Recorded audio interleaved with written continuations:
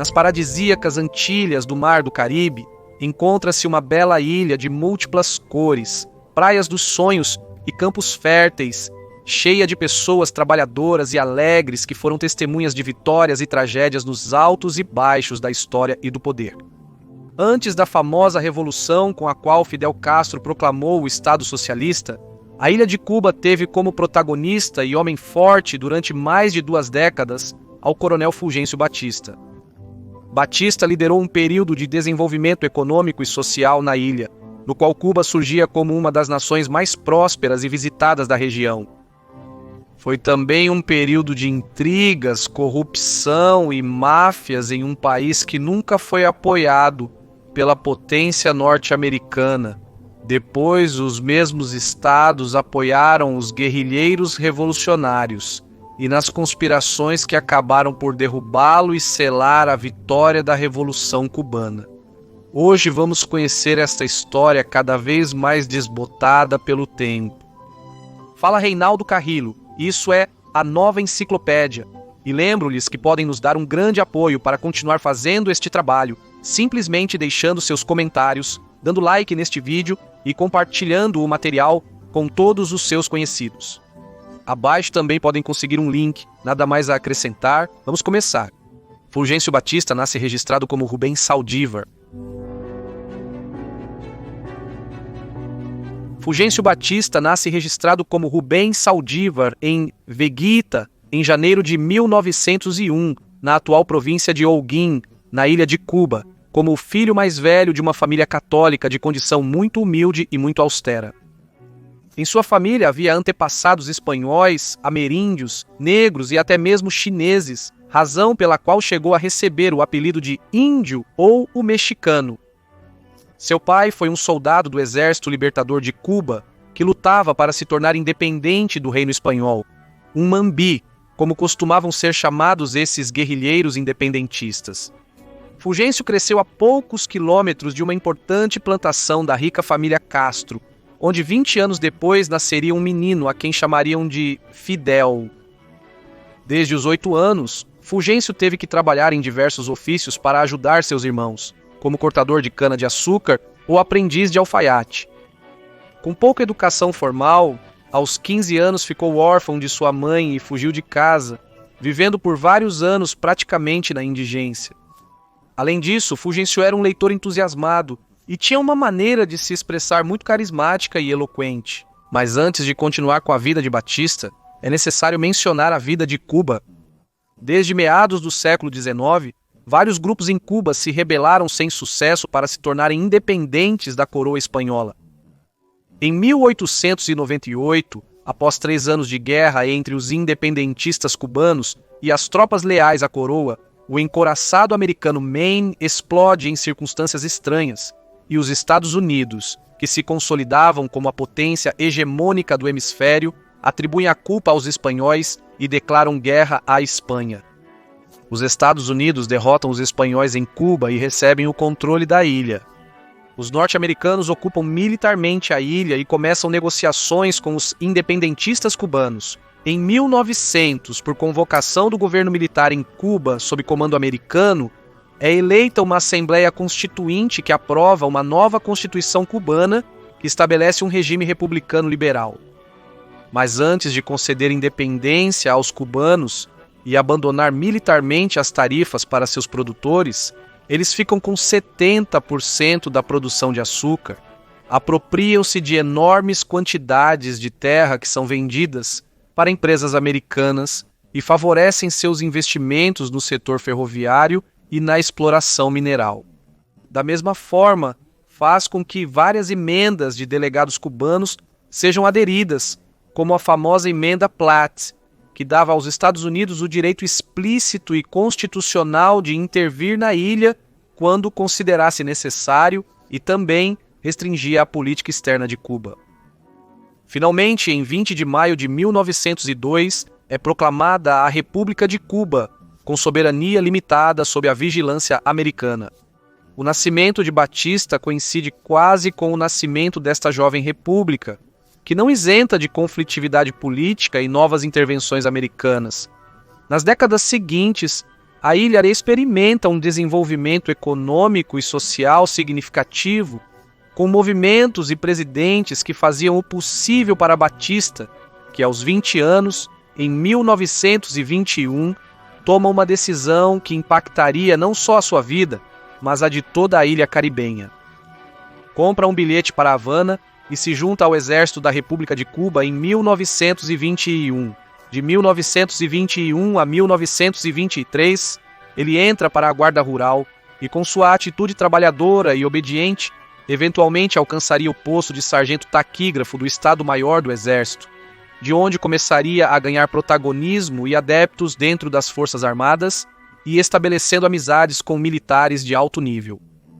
Ele alternou sua carreira militar com o estudo do jornalismo e, eventualmente, também se dedicaria por um tempo ao ensino.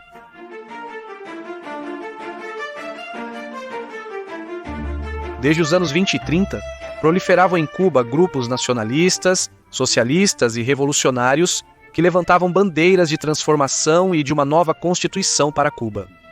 Batista está se alinhando com esses grupos. Enquanto o presidente de Cuba, Gerardo Machado, reforma a Constituição para se reeleger, mas é deposto em 1933, um presidente provisório é instalado.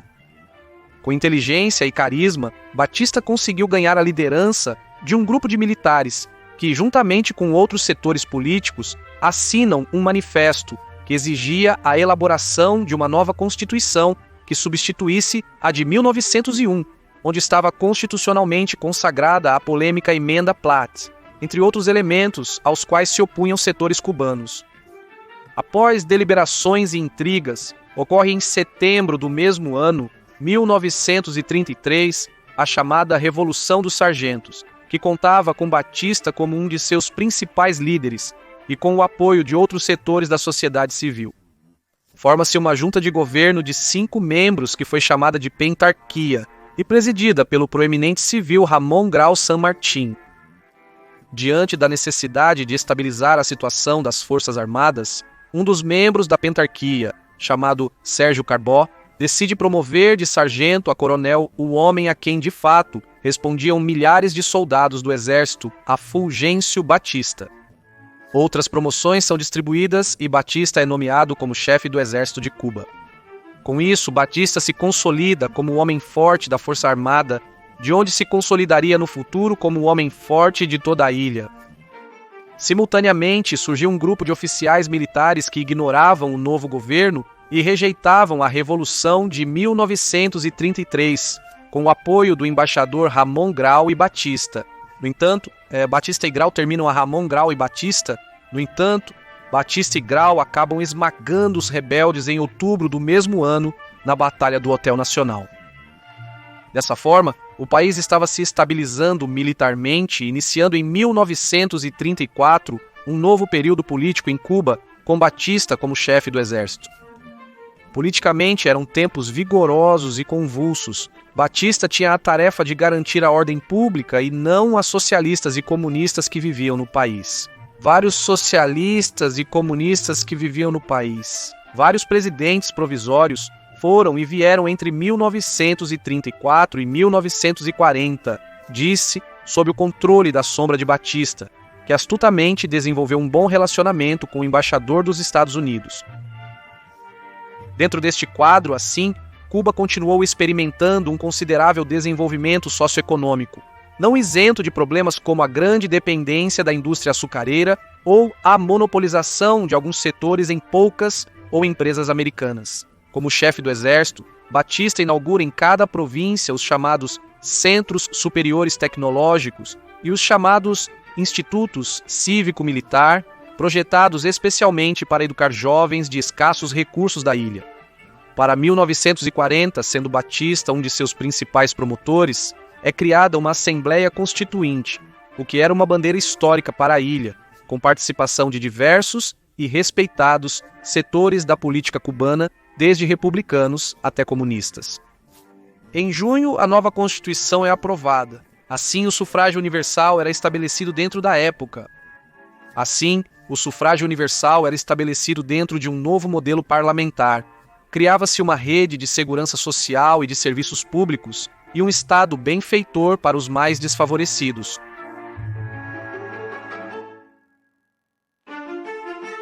Para 1940, o presidente Federico Laredo Bru renuncia, e Batista vê a oportunidade de não ser mais o poder militar por trás dos bastidores, mas de alcançar a presidência da República.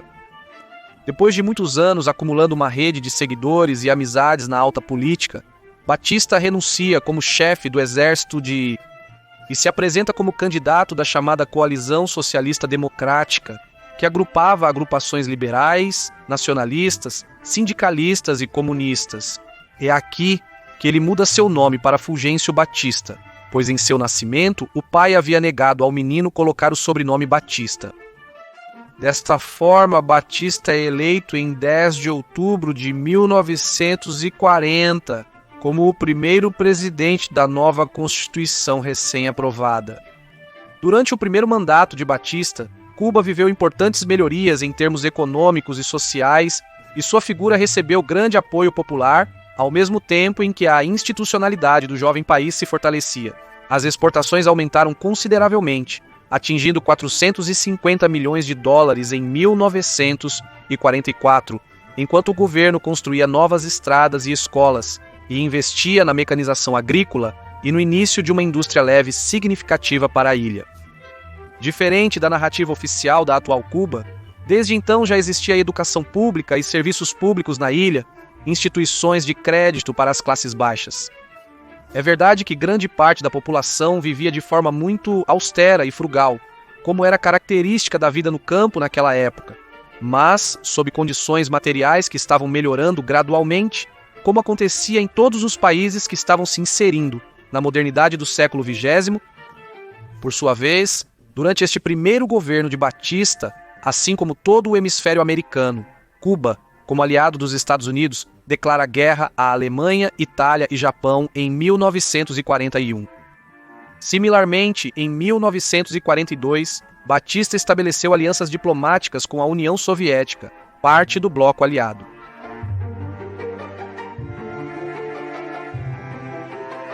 Para 1944, conforme estipulado pela Constituição, novas eleições são convocadas, nas quais o presidente Ramón Grau San Martín foi eleito. Depois que o candidato oficial de Batista perdeu, sua facção passou para a oposição, questão que o embaixador americano denunciaria dizendo que Batista estava causando problemas ao presidente Grau. Em um ambiente de hostilidades e ameaças, Batista vai para o exílio nos Estados Unidos, onde dizia se sentir mais seguro. Batista se divorcia de Elisa e se casa com Marta Fernandes em 1945.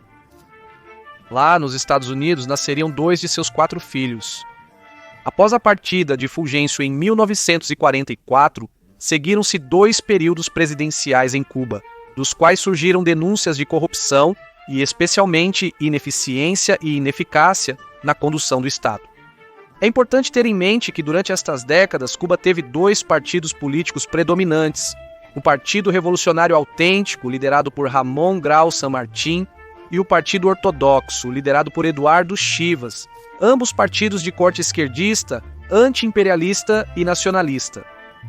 Nas juventudes do Partido Ortodoxo vivia um jovem estudante de direito chamado Fidel Castro, que havia iniciado sua carreira política desde o mundo da política estudantil na Universidade de Havana.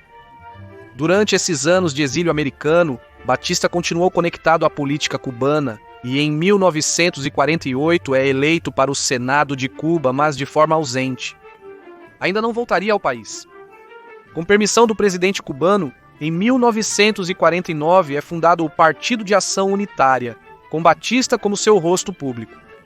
Um partido que reunia elementos liberais e conservadores, mas se afastando das tendências socialistas que haviam caracterizado a primeira coalizão de governo de Batista. Isso no contexto do período de máxima tensão da Guerra Fria e o alinhamento dos governos do hemisfério americano com a política externa dos Estados Unidos. Para 1951, Batista é autorizado a retornar à ilha e começa a fazer vida pública novamente com seu partido, ao qual muda o nome para Partido de Ação Progressista, para se candidatar novamente à presidência de Cuba. Nestas próximas eleições, a vitória do Partido Ortodoxo Cubano parecia iminente e as pesquisas colocavam Batista em terceiro lugar, mas Fulgencio continuava tendo o apoio do Exército Nacional e de diversos grupos políticos e sindicais.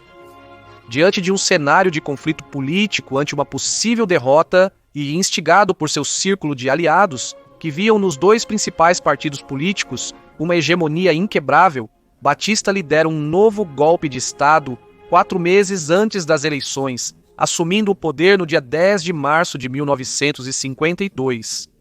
No golpe, não foi derramada uma única gota de sangue e os protestos foram escassos enquanto outros aplaudiam. Batista depõe o presidente em exercício, Carlos Príos Ocarrás, cancela as eleições que estavam há 4 meses de serem realizadas e é proclamado como presidente provisório até que novas eleições sejam realizadas.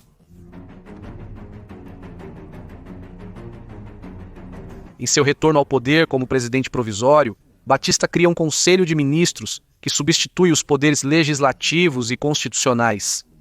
Seu governo recebe o reconhecimento dos Estados Unidos, bem como o apoio de setores cubanos liberais, conservadores, sindicais e de grupos de proprietários de terras.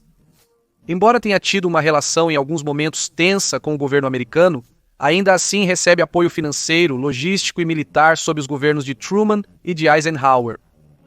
No entanto, como veremos mais adiante, contrariamente ao que é difundido pela história convencional, os próprios Estados Unidos mais tarde lhe virariam as costas para apoiar os revolucionários cubanos. Voltando ao 26 de julho de 1953, um ano após o golpe de Batista, um grupo de revolucionários, muitos vindos da juventude do Partido Ortodoxo, liderados por Fidel Castro, que estavam convencidos de que a luta armada era a única possível contra o governo de Batista, realizam o famoso assalto ao quartel Moncada, um quartel militar localizado em Santiago de Cuba, assaltando esse e mais 2 quartéis. As forças militares do governo sufocam a rebelião sem dificuldades, apesar de várias baixas. Aos subversivos capturados e encarcerados é perdoada a vida, enquanto outros fogem do país. Batista decreta o estado de exceção, suspende as garantias constitucionais e estabelece estatutos constitucionais que suspendem a Constituição dos 40. Fidel Castro ganha fama após o assalto. É condenado a 15 anos de prisão, mas 2 anos depois, em 1955, recebe uma anistia do presidente Batista. Ao ser libertado, Castro funda o Movimento 26 de Julho, uma agrupação para a luta armada com núcleo marxista que foi reunindo diferentes movimentos revolucionários de várias tendências ideológicas, mas que tinham em comum o objetivo de derrubar Fulgêncio. No mesmo ano, Fidel Castro vai para o exílio nos Estados Unidos para buscar apoio, recursos e armas para a sua causa. É importante levar em conta que Cuba, nos anos 40 e 50, era um país relativamente próspero em contraste com a média hispano-americana. Seu produto interno bruto per capita na década de 50 era igual ao da Itália, e o país era o centro de importantes projetos de infraestrutura e desenvolvimento para o momento. Durante o segundo governo de Batista, a economia cubana manteve um crescimento lento, mas sustentado. Batista se encarrega de proteger os direitos de propriedade e o bom funcionamento da indústria americana e do comércio cubano. Os salários dos trabalhadores cubanos no setor industrial aumentam significativamente, embora se deteriorem em outros setores. Para 1958, Cuba tinha o 8º salário industrial mais alto do mundo, segundo a Organização Internacional do Trabalho. Neste período também foram construídas numerosas infraestruturas como a autoestrada Havana-Baradero, linhas ferroviárias, ampliação do aeroporto Rancho Boleros e o túnel sob a Baía de Havana. Em várias ocasiões, Batista rejeitou o personalismo e pediu que fossem retirados quadros seus que haviam sido pendurados em edifícios importantes. Por outro lado, boa parte da população, especialmente no campo, continuava vivendo de forma muito modesta e precária. 1/3 da população estava abaixo da linha da pobreza, embora com padrões materiais que continuavam melhorando lentamente em relação aos anos anteriores.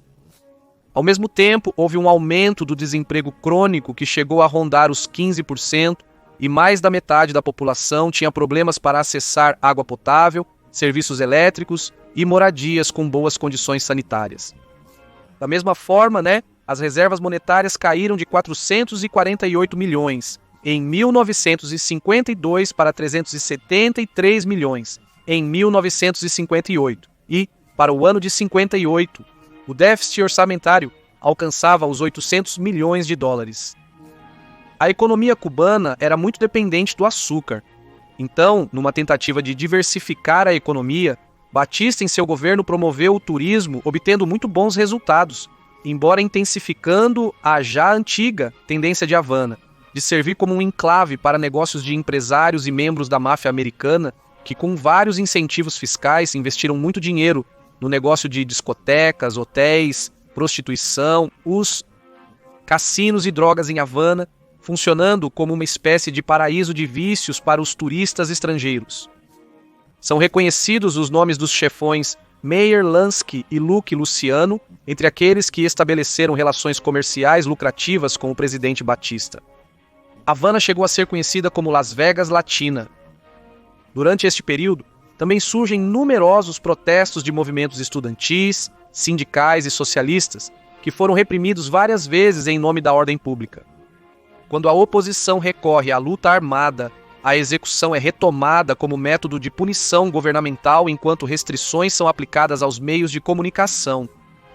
Um ano após o golpe de Estado, Batista convoca eleições para o 1º de novembro de 1954.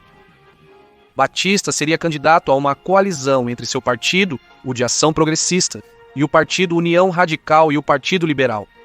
Na oposição, debate-se se participam ou boicotam as eleições. O ex-presidente Ramon Grau se retira poucos dias antes das eleições, denunciando o uso de medidas fraudulentas. Com a participação de 52% dos eleitores, Batista ganha confortavelmente as eleições e toma posse em 24 de fevereiro de 1955, restabelecendo as garantias constitucionais e a vigência da Constituição de 1940.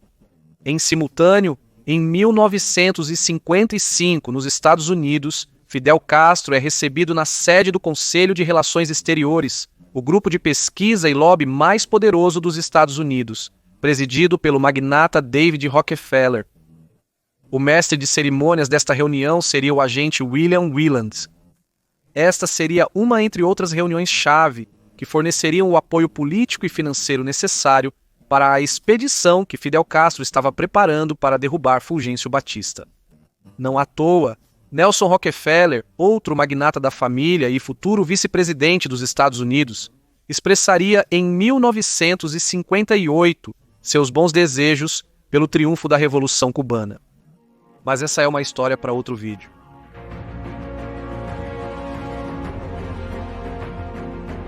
Nos anos 1955 e 1956, entre denúncias de corrupção contra Batista, a situação política começa a se agitar após diferentes protestos estudantis e o surgimento de grupos armados como o Movimento 26 de Julho.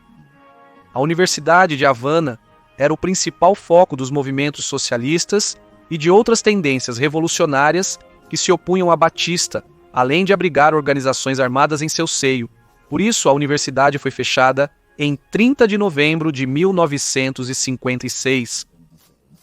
Em abril de 1956, o militar Ramon Barquín, que havia voltado a Cuba a pedido do próprio Batista, tenta um golpe de Estado, mas fracassa devido ao vazamento da informação. Por sua vez, Fidel Castro, com o financiamento recebido nos Estados Unidos e por outros atores cubanos no México em dezembro de 1956, retorna a Cuba com 82 membros armados para invadir a ilha em coordenação com outros elementos revolucionários internos. Mas o desembarque fracassa e os poucos sobreviventes, entre eles Ernesto Che Guevara e Raul Castro, retiram-se para a Sierra Maestra, onde começam a recrutar novos combatentes e iniciam uma guerra de guerrilhas contra Batista, com Fidel Castro como comandante-chefe. No arsenal da guerrilha havia armas de origem americana. Por sua vez, em março de 1957, outro grupo de revolucionários armados tenta tomar a emissora Rádio Relógio e o Palácio Presidencial para acabar com a vida de Batista. As poucas forças militares presentes no local conseguem defender o palácio o suficiente para que Batista escape com vida. Dias depois, centenas de milhares de pessoas saem para manifestar seu apoio ao presidente Batista. Após a tentativa de golpe, Batista faz uma depuração interna das Forças Armadas, mas isso acaba enfraquecendo a coesão interna da mesma. Generais como Eulógio Cantillo continuariam conspirando contra ele. No meio disso, entra em cena o jornalista Ever Matthews, que mais tarde seria diretor de assuntos latino-americanos do Conselho de Relações Exteriores dos Estados Unidos. Ever Matthews, em pleno conflito, consegue fazer uma entrevista com Fidel Castro na ilha, entrevista essa que é publicada pelo prestigioso New York Times, meio também associado a proeminentes grupos bancários americanos. As imagens e a entrevista circulam pelo mundo, apresentando Fidel e seus guerrilheiros dentro de uma narrativa romântica de Davi contra Golias, dos lutadores que buscavam a democracia e a justiça social contra uma ditadura tirânica, militar e opressora. Graças a este trabalho de imprensa, Fidel e a causa guerrilheira se tornam fenômenos mundiais com o apoio da opinião pública internacional. Em meio a protestos internos e externos e a guerra de guerrilhas, depois de ter sido seu aliado durante seu mandato, em março de 1958, os Estados Unidos anunciam que deixariam de vender armas para o governo de Batista. Meses depois disso, os Estados Unidos aumentam a pressão contra Batista e decretam um embargo de armas contra o governo cubano. Enquanto isso, os diplomatas americanos na ilha fazem Batista saber que seu tempo está acabando e que ele deve deixar o cargo em breve. Simultaneamente, surgem diferenças entre vários generais das Forças Armadas e o presidente Batista devido a desacordos sobre o planejamento militar e as operações do exército para combater as guerrilhas. Isso somado aos generais que começam a mudar de lado e conspirar contra o presidente. No dia 24 de maio de 1958, Batista envia 17 batalhões contra os rebeldes guerrilheiros na Operação Verão, mas os revolucionários conseguem resistir aos ataques e continuar seu avanço.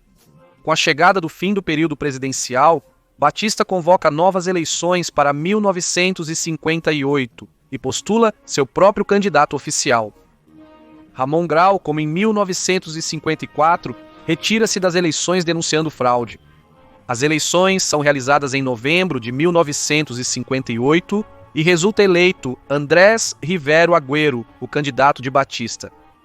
O governo venezuelano de Wolfgang Larrazábal, que derrubou o presidente Marcos Pérez Jiménez, também com a anuência dos Estados Unidos, enviou armas aos guerrilheiros cubanos para apoiar sua luta. Para dezembro de 1958, o apoio dos poderes factuais que haviam sustentado Batista havia diminuído substancialmente, fundamentalmente o dos Estados Unidos e o de um setor das Forças Armadas que conspirava contra ele, dirigidos pelo general Eulógio Cantillo. No dia 28 de dezembro, as milícias comandadas pelo Che Guevara realizam um ataque contra a cidade-chave de Santa Clara, no centro da ilha. Diante do crescente isolamento e por exigência de alguns generais conspiradores, Batista decide renunciar e fugir para Santo Domingo junto com o presidente eleito. O país fica a cargo do general Eulógio Cantillo, mas com uma situação instável. Não foram os guerrilheiros os principais responsáveis pela queda de Batista, mas souberam aproveitar bem a situação posterior. Fidel Castro rejeita este novo governo de Cantillo com o slogan de revolução sim, golpe de Estado não. Convoca greve geral, ordena que as guerrilhas prossigam com os combates e avancem rumo a Havana, agora sem uma força armada para oferecer resistência. Insistência? Fulgencio Batista dava um discurso final antes de partir, levando em conta as perdas de vidas, os danos materiais à propriedade e o prejuízo evidente que vem sendo feito à economia da República e rogando a Deus que ilumine os cubanos para poderem viver em paz, renuncio aos meus poderes de presidente da República, entregando-os ao meu substituto constitucional. Peço ao povo que se mantenha dentro da ordem e evite ser lançado como vítima de paixões que poderiam ser desastrosas para a família cubana.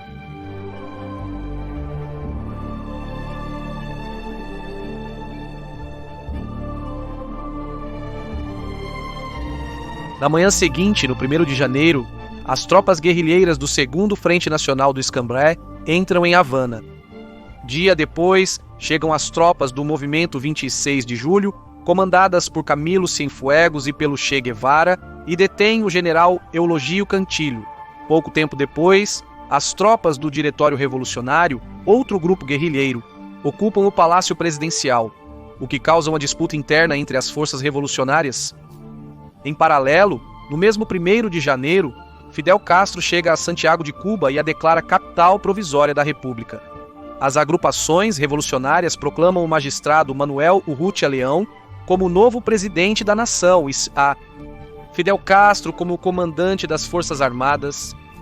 Forma-se assim um governo heterogêneo que é oficialmente reconhecido pelos Estados Unidos, selando assim o fim do regime de Batista.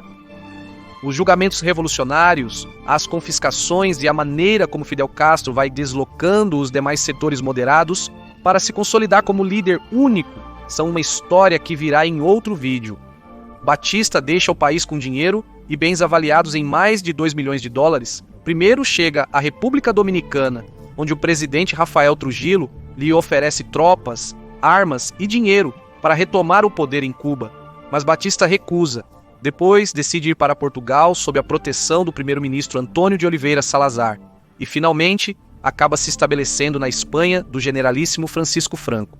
Mesmo que nos anos 40, Batista tenha se expressado de forma bastante depreciativa sobre ele. Lá na Espanha, continuou mantendo contato estreito com as forças anticastristas, embora sem sucesso algum para seus planos de recuperar a ilha. Em 1973, Fulgêncio Batista, protagonista do destino cubano durante 2 décadas, morre de um infarto na localidade de Marbella. Seus restos descansariam no cemitério de San Isidro, em Madrid, ao lado de sua segunda esposa. Com Batista, terminaria de morrer uma geração de cubanos deslocados que, com suas luzes e sombras, construíram uma Cuba muito diferente da Cuba de hoje. Depois de mais de 60 anos da Revolução no poder, são poucos os cubanos ainda vivos que experimentaram em sua própria pele esta época republicana, parte de uma história que tem se desvanecido, mas que se recusa a morrer. Muito obrigado por ter assistido a este vídeo, espero que tenham gostado, e não se esqueçam que é muito importante para nós que possam se inscrever no canal, deixar seus comentários, compartilhar o vídeo, seguir-nos em nossa conta do Instagram, chamada A Nova Enciclopédia. E, acima de tudo, que nos ajudem em nosso Patreon com qualquer contribuição que possam dar. Muito obrigado a todos e que Deus os abençoe.